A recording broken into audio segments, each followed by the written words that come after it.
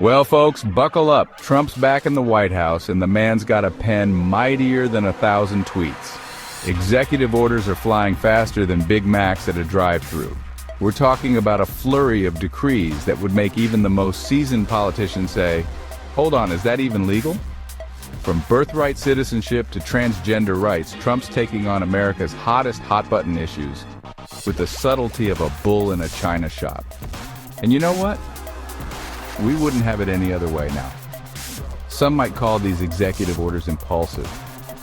Others might say they're downright reckless, but here at Last Week Tonight, we prefer to think of them as performance art. A chaotic ballet of policy pronouncements designed to keep us on the edge of our seats. So grab your popcorn, folks, because this show's just getting started. First up, let's talk about babies. Specifically, babies born in America to non-citizen parents. See, Trump's not a fan of that whole birthright citizenship thing. Thinks it's a bit too, inclusive. So what's a president with a pen and a penchant for controversy to do? Sign an executive order, of course. That's right, Trump's trying to dismantle the 14th Amendment with the stroke of a pen. Because who needs pesky things like constitutional law when you've got strong opinions? Naturally, the legal eagles are having a field day with this one. Lawsuits are piling up faster than unpaid bills on Trump's desk. Judges are throwing around phrases like blatantly unconstitutional. But Trump remains undeterred. He's determined to make America great again, one less American baby at a time. Next on the agenda, transgender rights. Now, Trump's never been one to shy away from a culture war, and this time he's set his sights on the transgender community. First, he banned transgender athletes from women's sports because apparently that's the biggest threat facing America today.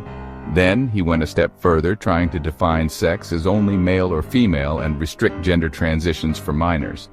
Now, I'm not a legal expert, but I'm pretty sure the government doesn't get to dictate people's gender identities. But hey, what do I know? I'm just a comedian with a platform. One thing's for sure, this is far from over. The fight for transgender rights is just heating up, and Trump's executive orders have only added fuel to the fire.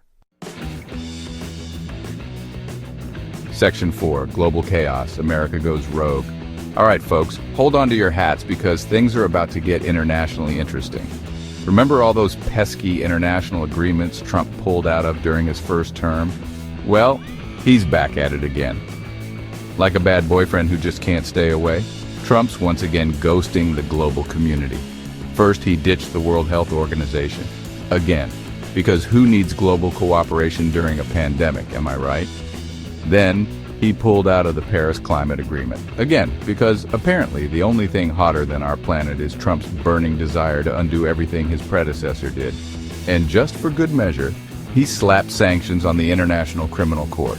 You know, that little organization that investigates war crimes and crimes against humanity. Yeah, those guys. Trump's not a fan. Section 5. Pardon me, is that a sovereign wealth fund in your pocket? Okay, folks, we've covered a lot of ground here. We've talked about babies, transgender rights, and international mayhem. But we haven't even touched on some of Trump's more, shall we say, unique executive orders, like the one where he tried to rename the Gulf of Mexico to the Gulf of America. Because, America first and all that, or the one where he paused the TikTok ban, claiming he now has a warm spot for the app. Maybe it's all those dance videos. Who knows what goes on in that mind of his, but perhaps the most perplexing of all is his proposal for a sovereign wealth fund. Yes, you heard that right. Trump, the self-proclaimed king of debt, wants to create a giant investment fund for the government. Because apparently the best way to manage a national debt that's larger than Trump's ego is to, invest more money. Makes perfect sense, right?